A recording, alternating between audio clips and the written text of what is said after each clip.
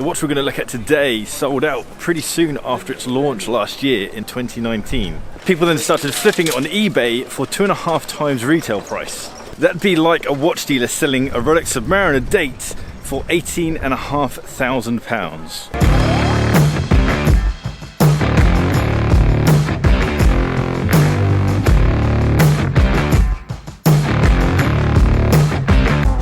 Welcome back to Bark and Jack. I'm Adrian, and today I'm in Cambridge, back home in Cambridge, and I've got to be honest, it is really nice being back where people speak properly. Only joking. Love it in Glasgow. The watch we're going to look at today is a Q Timex, the 38mm reissue. This video is sponsored by barkandjack.shop. Jump over to barkandjack.shop to check out our range of native straps and leather straps that we have over there. We've also got a cool little travel strap-in tool as well. So Timex Q was first launched in 1979. Timex relaunched it last year in 2019 as a one-to-one reissue. I've never dreaded wearing a watch before because of comfort, but if you have anything like a hairy arm, which I have, this thing is horrible to wear.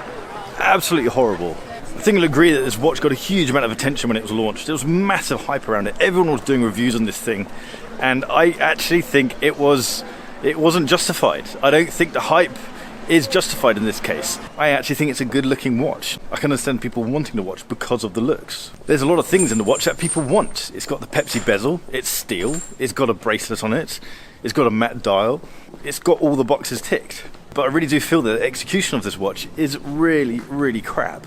This watch retails for £159. Now to some people that could be their whole budget for a watch. To other people that could be simply a meal out.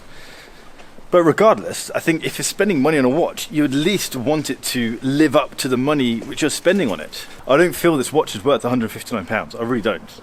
Let alone the premium that people are still asking for on eBay. Just now, I saw that these watches are going for £200 on eBay.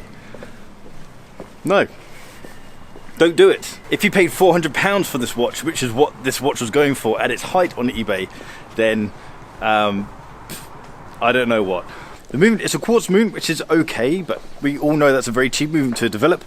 This is in fact a Seiko PC movement. I found this online for £4. So that leaves £155 for the rest of the watch. The bracelet is no worse, no better than a Seiko 5 bracelet, which costs similar amounts of money but has an automatic movement inside. So the Seiko 5 wins in this case. The dial on this watch is such a letdown. They could have made it black and it would have been 10 times better than what it is, but it just looks really bad as it is. It looks as if it should be blue, but it's not. It's more of a purple, more of a lilac. It clashes with the blue of the bezel, and it just looks crap. It honestly just looks really, really bad. It's okay if you like the watch, it's okay if you just want a fun watch, I get that. The problem is, at this price point, a lot of people will just buy the watch off looks and off someone writing a review of it, and I think that's kind of half the damage. I've met so many people at watch meetups who have this watch and are trying to sell it because it is just so uncomfortable and it doesn't live up to its hype. The guy who lent me this watch I saw at a Red Bar event in Newcastle, and he just said, if you want to do a video on it, take it. I don't wear it, I'm actually trying to sell it. Kind of proof to the point that no one's really happy with this watch. No one, no, that's hyped up in itself. I'm sure there are people out there who are happy with this watch. But I think the problem is that the hype around this watch wasn't justified, and I think that's what needs to be shared. Timex have now launched a second version of this Q hype watch. They've jumped on the Pepsi bandwagon, but you can kind of allow that because they do have, it was a reissue, so it was already in their back catalogue. They're now jumping on the Batman bandwagon with the new M79. This watch is slightly different because it has an automatic mechanical movement inside it. It's powered by the Miyota 8205. Now, to accommodate this larger movement, the larger mechanical movement, they've had to increase the watch by 2mm. This is now a 40mm watch as opposed to the Q Timex, which is 38mm. And here comes more clumsiness from Timex. So rather than increasing the overall size of the watch by 2mm and keeping everything in proportion, they've just increased, or what it looks like they've done is they've just increased the bezel by 2mm. Everything else has stayed the same. The dial, the handset, the glass, all of that stuff has stayed the same. We now just have a very clumsy, very fat bezel. They've also added a red seconds hand, which just doesn't sit within the rest of the watch. It just doesn't make sense for what's going on here. And then they've taken the kind of faux Mercedes hands and tried to make it even more like a Mercedes hand. So they've added a T within the loom of the hour hand. The M79 is going for £279 or dollars or wherever you are. It just seems to be going for 279 whatevers. Again, I don't feel it's worth that much. The Seiko 5 range, for example, I feel you're getting a better product for that.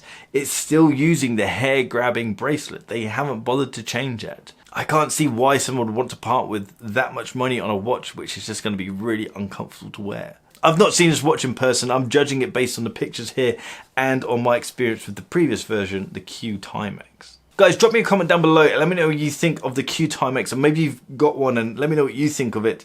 And let me know what you think of the new M79 that you've seen released. And also let me know if you feel my comments are justified and the kind of negativity towards these pieces, because I do think I just feel they're good looking watches. I just feel like there's better things out there to spend your money on. As always, these are just my opinions on the watches. I'm not trying to dictate anything or sway anyone's ideas. I'm just trying to kind of break up this constant stream of hype around these watches, because I really don't think they deserve this amount of hype. Guys, if you like this video, hit that thumbs up button down the bottom. If you like this style of video, then hit the subscribe button and the little bell icon as well, so you get notifications when I drop new videos. If you want to support the channel, jump over to barkandjack.shop and check out our leather and NATO straps that we have over there. We've just got a whole load of new stock for the leather straps, and we are going to be dropping some new product. I can show you, they're going to be going up very soon. We've got some new pouches. I should have another one. There's another one, I've lost it. We've got some new watch pouches that are going to be going up.